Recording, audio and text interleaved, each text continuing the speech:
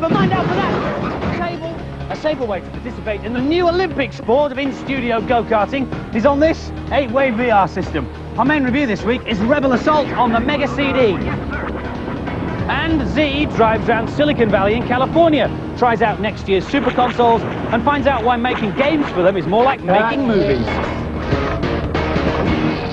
But first, 5 CD-ROMs hit the shops this week, all based on books from the publisher's stall in Kindersley. Amongst them is one based on this book, The Way Things Work. And a quick flick through will show that it's full of these giant pictures of inventions, and you can see exactly how they work from the diagrams. Now, on the CD-ROM, you start off on this workshop screen. There are lots of little animations you can trigger, like this. Sorry, I'm busy, can you call me back later? But the main bulk of it is the A to Z of machines. You can find out about inventions from aerosols to zippers. Stopping on the way to see jump jets. And you can set off animations in most of them. For example, this is what happens when you turn up the heat on the thermostat. It's ever so easy to find your way around. This is an alphabetical line. I want to look up robots, so I can just click on R, then click on the picture of the robots. Like the book, you get the diagrams, but unlike the book, you can actually see how they work. So here you see it demonstrating taking the costume of the mammoth, the skin of the mammoth, off he goes. As well as more humorous stuff, the serious stuff too. For example, here's a demo. The operator can teach the robot directly. So you see, it's telling us how a robot's got to be taught to do even the easiest of jobs. And that simple robots repeat a series of movements until they're stopped. You can even check up on inventors and the principles of science. So robots, industrial robots, are related to computers, so we click on that. Loads of different information, but unlike the book, we can even watch a movie. I once came upon a forest mammoth who could both count and remember several numbers at a time. It's a lot of fun, but for my money, I think I'd rather have the book. I mean, you can't take all this technical kit to bed with you, can you?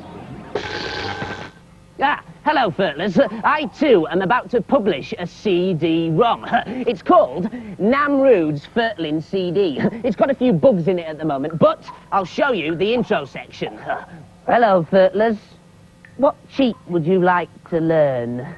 All you have to do is click on the game you want to cheat at. The only one I've got working at the moment is Tetris. This is a cheat for Tetris on the Game Boy. It speeds the whole game up to expert level. On the title screen, hold down and press start. Then, when the game begins, you'll see a small heart next to the level number to show it's worked. Right, I'm just about to record another bit. Oh, by the way, Furtlers, when you record bits of video for CD-ROM, you have to do it in a special way, like this. This is a cheat for Sonic 6. On the title screen, hold down A, B, and down. Then when you press start, you'll be able to play the whole forest level as Elbows the Squirrel. The best-selling CD this Christmas, I'm sure. Our first review this week is Rebel Assault on the Mega CD. You play a rebel rookie pilot. The game has 15 levels, which include scenes from the first 2 Star Wars movies. There are some stunning intro and between-level sequences, which whet your appetite for a real Star Wars feast. But great movie sequences don't necessarily make for a great game. The big test is, how does it play? With the answers, Sir Hale. The game gets off to a bad start where you test your flying skills in the so-called Beggar's Canyon. The controls are unresponsive and you'll die many deaths before you get anywhere. This is one of my favourite bits of the film, the snowspeeder attack on the AT-ATs. The graphics are quite good from afar, but when you get close to the AT-AT you realise how poor they really are. Another bad thing about the gameplay on this level is that you can't control where your snowspeeder goes, you just fire, which is really boring. There's one good thing about this level though, the sound effects and the music. This is the Stormtrooper base on Hoth, and basically it's just more shooting. Again, this level's really disappointing as you've got really limited control. You can only move left and right, you can't even move forward. I really wanted to like this because I love the Star Wars films, but it's just an average game that looks like it's been thrown together in a bit of a rush. I quite like this. It's hard at first, but you pick up new skills as you go along. I marked this down. The control system is poor, which I think spoils the playability. And so the final scores for Rebel Assault, both the boys and the girls gave it a keep practicing, Luke. 3 out of 5. So, 3 and 3 for Rebel Assault. There's currently a lot going on in a galaxy far, far away. The 3 Star Wars movies have just been released on video with new digital soundtracks. When the original films were made, the special effects were all shot using models and painted backdrops. Today, of course, most film effects are made using computers. So there are now plans to remake the special effects with computer graphics and re-release the movies.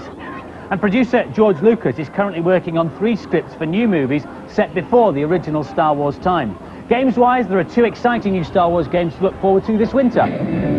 Dark Forces is also set before the movies.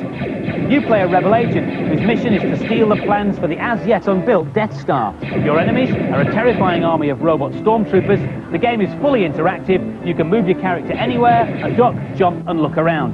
But Super Return of the Jedi is the one that SNES owners have been waiting for. The final chapter in the Star Wars trilogy features music and scenes taken straight from the film. There are new characters to control. For the first time, you can play Princess Leia. Here, she's putting up a mean fight against Jabba the Hutt's henchmen. Or you can swing through the forest as Wicket the Ewok, complete with Ewoky sound effects. As with the first 2 Star Wars games, there's plenty of variety in the gameplay, including some very tricky flying sequences. Now, here's Z, who this week journeys to the heart of America's computer games industry to get the lowdown on next year's hot hardware. This is Highway 101 out of San Francisco. If you follow it south for about 400 miles, you reach Los Angeles. But the stretch between here and San Jose is the famous Silicon Valley, home to America's high techies. 1994 has been a bit of a dull year for hardware. Everyone's been beavering away behind locked doors on 95 stuff, what you might call hopeware. Sega's Hopeware is the Saturn console. It's a 32-bit, very fast machine with software on carts and CDs, but no one's seen anything of it yet. Closer to reality is the Mega 32, called the 32X over here. It's an add-on for the Mega Drive that lets you upgrade to 32-bit and still play your old games. This should be out in November. Actually, this is a prototype. The game is really running on this development system. There should be 6 games available for the launch, including this one, Star Wars Arcade, a fast action adventure. An even faster deluxe version of Virtual Racing, which has more tracks and the choice of 3 different types of cars. And there's this game, working title Metalhead, where you play a futuristic cop in command of a giant mechanoid. Further down the valley in Mountain View, the giant hardware company Silicon Graphics is developing the new Nintendo Hopeware, the Ultra 64. The arcade version will be released next June, with the home version to follow in October, priced around $250. The games are being developed on these expensive supercomputers known as reality engines. And although nothing is finished yet, you can get a good idea of what they would look like from these demos. This one's called Egghead Shred, a tryout for a lovable, if difficult to control, skiing character. And this is a very early demo of a racing game called Speedscape, which shows off the Ultra 64's ability to generate amazingly real-looking backgrounds. Now, all this new hardware is giving software companies a headache. What machine should they develop for? If you add in the excellent Jaguar and the 3DO and CDI and the new Sony PlayStation, which is launched in Japan in December, it's a nightmare.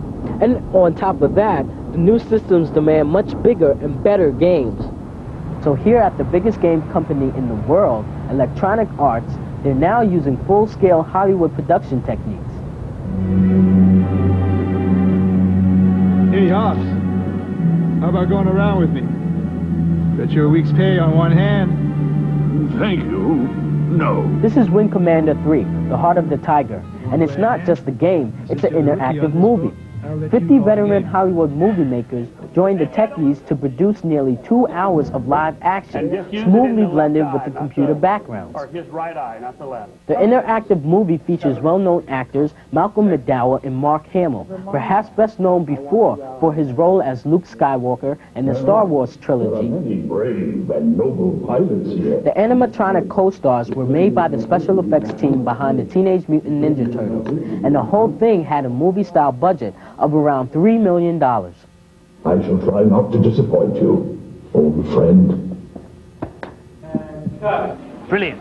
Now, I often wondered what happened to Luke Skywalker, but our Violet met him 2 or 3 weeks ago, didn't you? Yeah, we were filming at the launch of that game and he was there and we asked him to say, "May the Force be with you," but he didn't want to say it. Yeah, but if you've said it as many times as he has, I'm not surprised. Do you know who he reminds me of? No.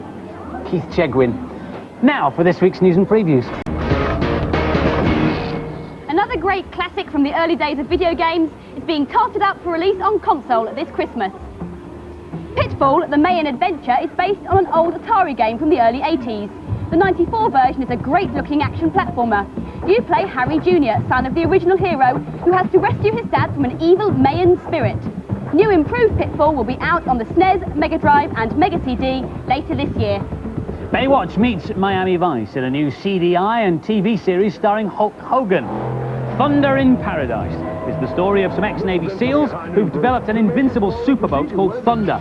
Both the teleseries and the interactive game promise thrilling action on the high seas, plus plenty of gratuitous shots of bikini-clad babes. Dragon is the game of the film of the life of Bruce Lee. This is the SNES version of what is a massive new beat-em-up. It'll also be released on the Mega Drive, Game Boy and Game Gear. It boasts twice as many animation frames as any other fighting game, and there's the option for 3 characters to fight each other at the same time. Hello, Furness. Which film is this an impression of? 15, love. You cannot be serious. That ball was out. Right, I've had enough of you arguing. Take that. Oh, well, you take that.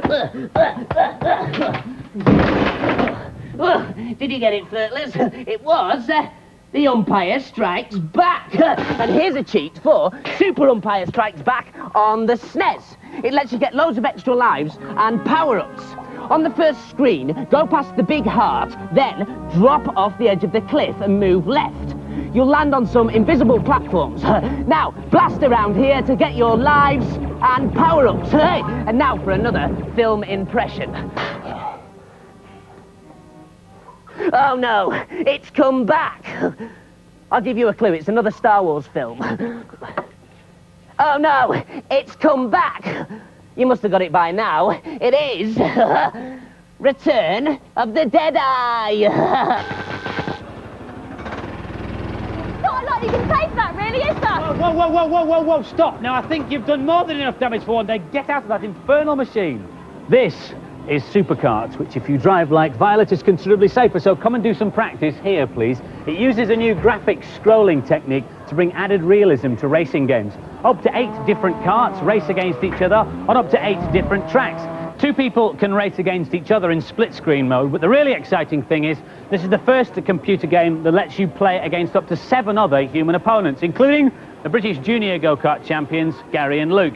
Link games are definitely the thing of the future, but how do they work? Well, not surprisingly, the computers are linked together using these leads. Each computer has its own address, a bit like a postcode, if you like, and the computers are constantly talking to each other, exchanging information all the time. This information is used to work out where all the other carts should be on the track.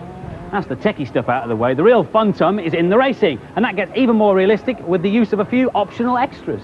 Yep, I'm using this Thrustmaster go-kart style steering wheel, and you've got this button here for reverse, and over here the stick you can use for power-ups, and then for the pedals we've got gas and brake, and you can even use the latest virtual reality helmets with it. So I put it on, I can now look round behind me and see the bad influence hoarding at the side, but no one's passing me, mate. I'm off. The problem is not everyone's got the room to run 8 PCs and all the extras in their bedroom, but if you haven't got the space, don't fret, the game will run down a phone line using a modem. Excuse me, Gary, I've just got to show Violet how it's done. Are you ready? On your marks, get set, go! Coming round the first bend. No one can see me for dust. Think I'm out in front, of course. Oh no, all the slow one to take in front of me, using his turbo. Train hurtling off the bend here now. He's into a quick left-hander, changes down. Coming up to the hairpin. Takes it beautifully. What a racing line. The boy Crane on his final lap now.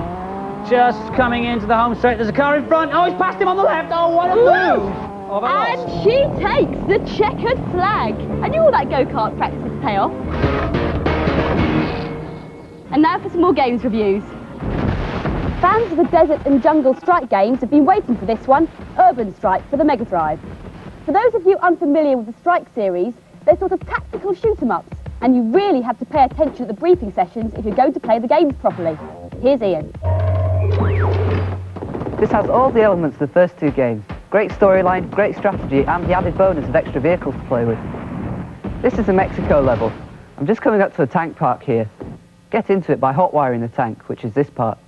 You have to press button C. I learnt this from an information source earlier in the level. You have to use a lot of strategy to play this game properly.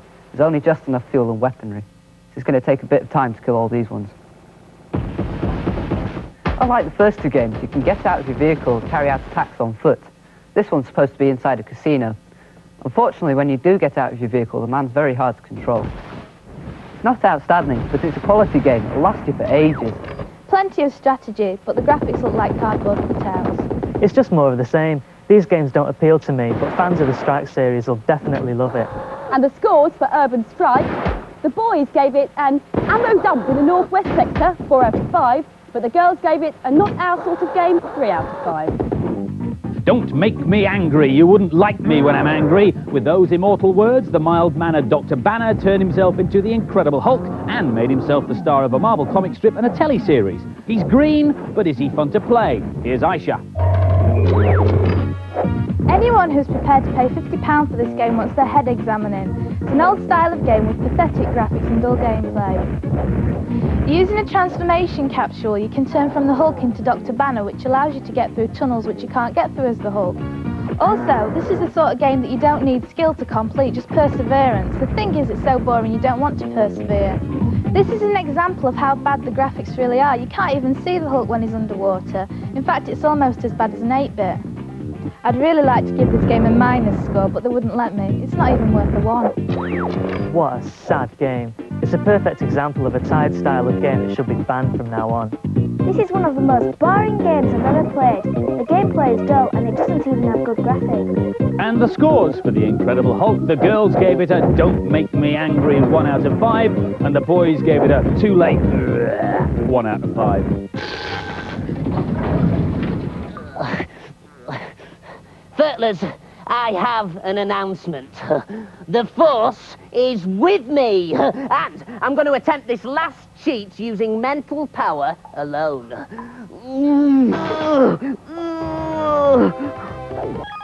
It worked! It really worked! And now for the cheat, Furtlers. It's for Rocket Knight Adventures on the Mega Drive. It lets you get an action replay of the game you just played. Just pause the game and then press up 7 times and down. Then left 3 times and right.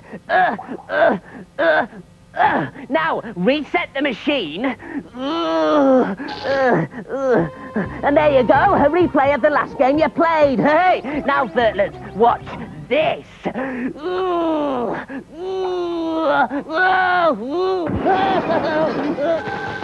Last week's competition prize was snares and a copy of Stunt Race FX. We asked you who won the 1994 Formula 1 Grand Prix. The answer is Damon Hill. We had 10,000 entries, but the lucky winner is Jonathan Banning from Reading. Well done. 10 runners up, get bad into a t-shirt. This week's competition prize is a Mega CD with the Rebel Assault and all 3 of the Star Wars digitally remastered videos. The competition question is, what's the name of Princess Leia's home planet? Give us a call with your answer on 0891 555 999. The call will cost you no more than 25p, but do please get permission from whoever pays the phone bill before you dial. Remember, you can't win if you don't ask permission, and we do check. That's it for this week. Next week we've got a great sneak preview of a new game to hit the arcades. Primal Rage. It's Jurassic. See you next week. Bye-bye. Bye.